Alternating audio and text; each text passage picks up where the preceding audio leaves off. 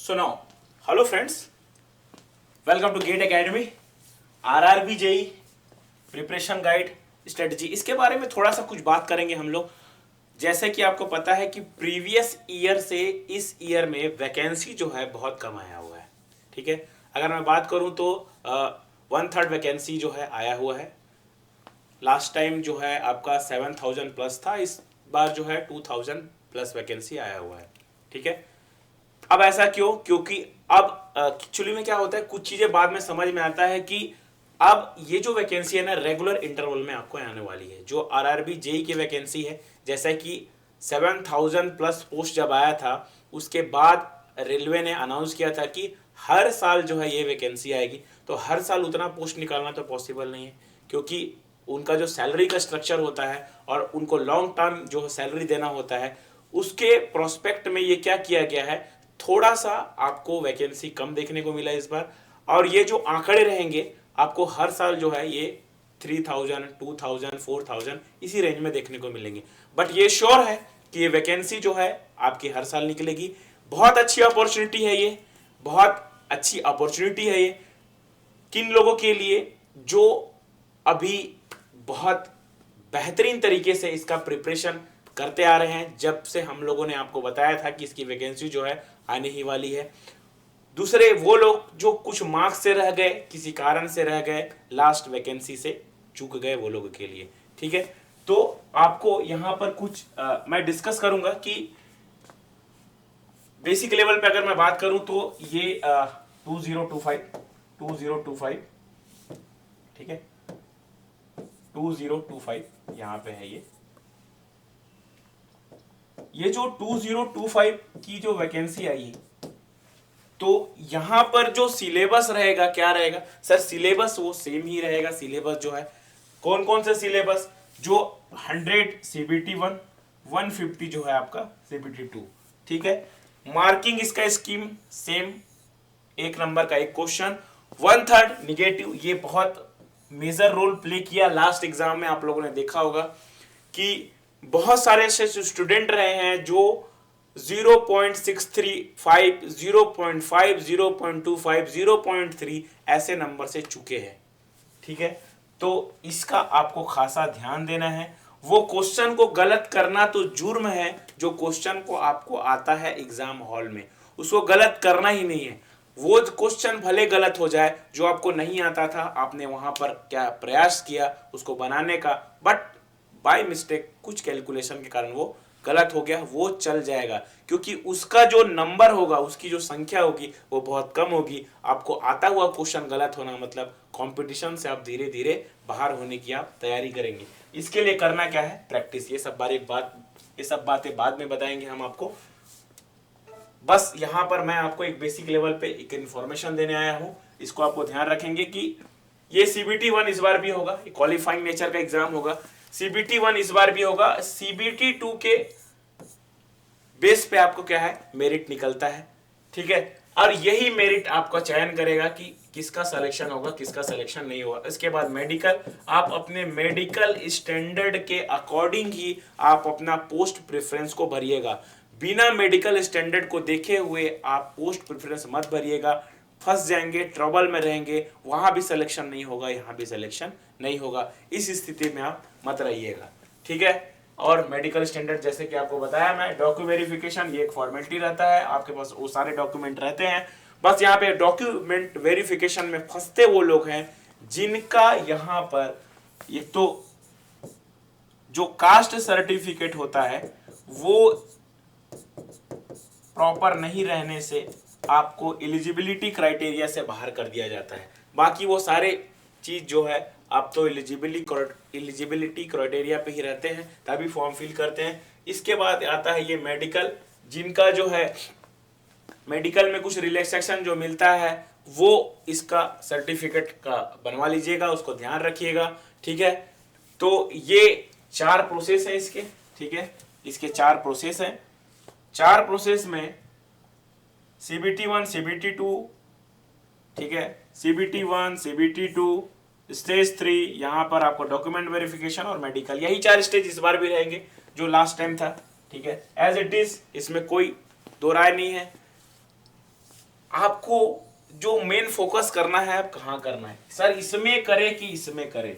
ठीक है, देखिए जो CBT 1 का पैटर्न था क्या यही था क्या? CBT 1 का पैटर्न यही था। 30 नंबर का आपका क्या चीज, ये 30 मार्क्स का आपका नंबर ऑफ क्वेश्चन 30, मार्क्स भी 30। कौन सा चीज? मैथमेटिक्स।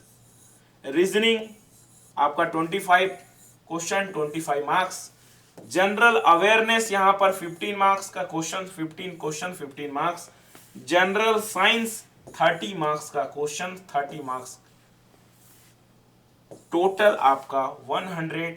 ये ध्यान देने वाला चीज है। 90 मिनट बन तो सब जाएगा, लेकिन आपको टाइम पे बनाना होगा, तभी आप अच्छा क्वालिफाइंग कर पाएंगे, बहुत बेहतर तरीके से क्वालिफाइंग कर पाएंगे। नहीं तो डरते रहेंगे कि मेरा 65 आया होगा कि नहीं, 70 आया होगा कि नहीं, होगा कि नहीं, होगा कि नहीं।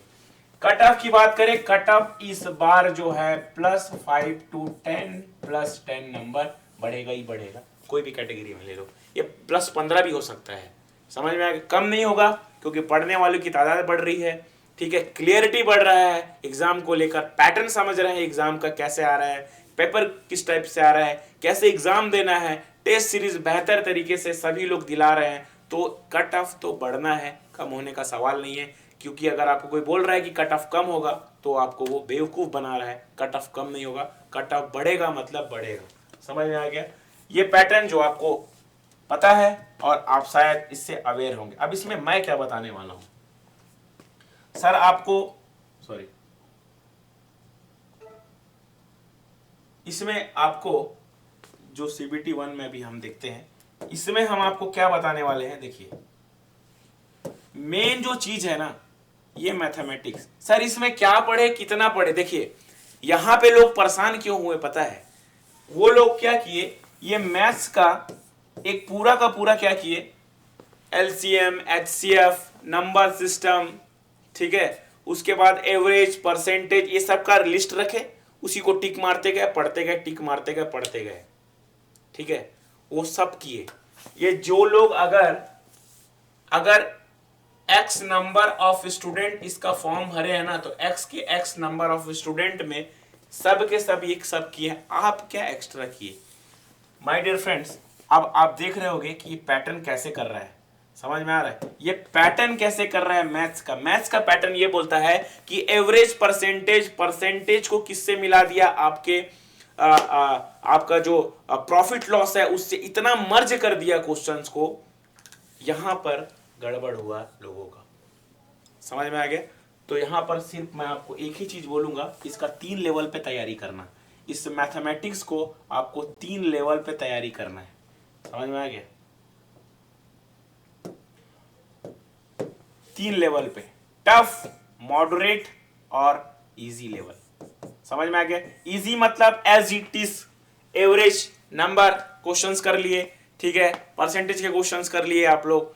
उसके बाद यहां पर, ठीक है, एवरेज के क्वेश्चन, नंबर, इसके जो आपके ट्रिग्नोमेट्री फॉर्मूला होते हैं उसके बाद आप क्वेश्चन किए कौन से, जो आपका एरिया वाले क्वेश्चंस होते हैं, वॉल्यूम वाले क्वेश्चंस होते हैं, वो सारे क्वेश्चंस किए।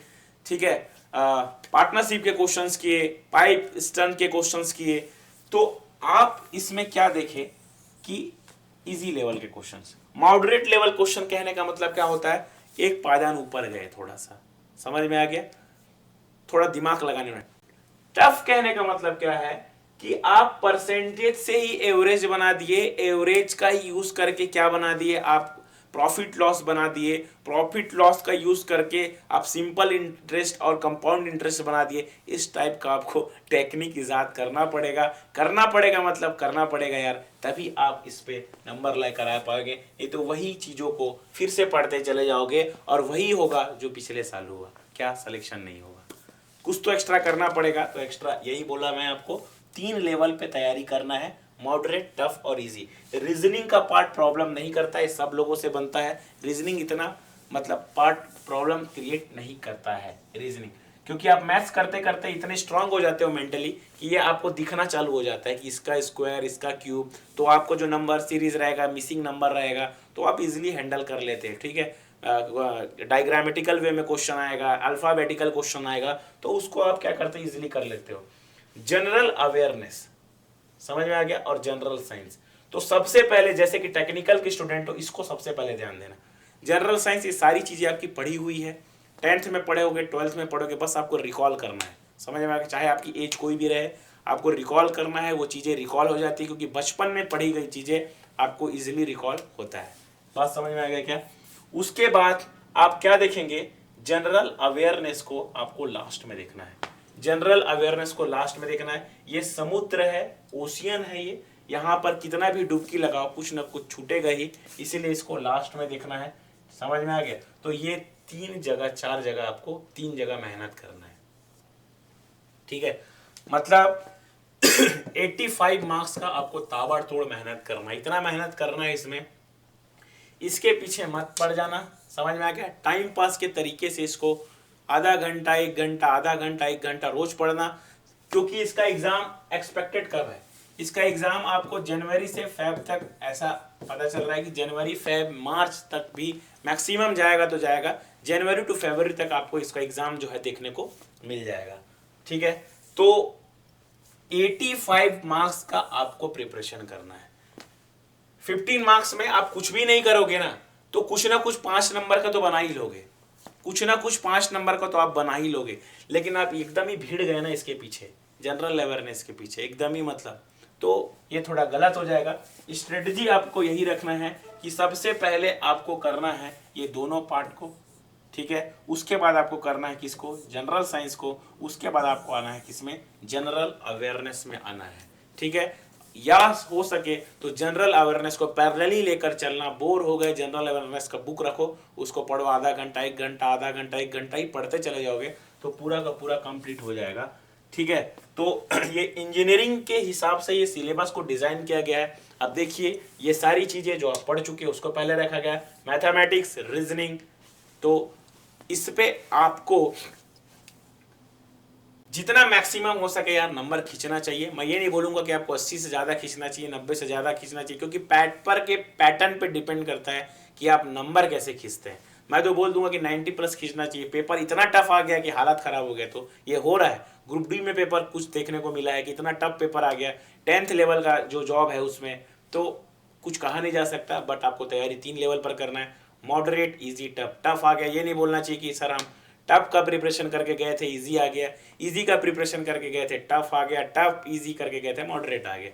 तीनों लेवल का प्रिपरेशन करना है। टाइम आपके पास भरपूर है, समय का पूरा सदुपयोग कीजिए, और ये जो क्वालिफाइंग है ना, इसको सबसे पहले तो निकालिए, ठीक है। सिलेबस आपको पता है, सिलेबस का मैं कोई डिस्कस नहीं करूंगा आपको, क्योंकि सिलेबस वही है, सिलेबस कुछ नहीं है, समझ में आएगा। जो दिख रहा है सब एप्टीट्यूड है, जो दिख रहा है सब रीजनिंग है।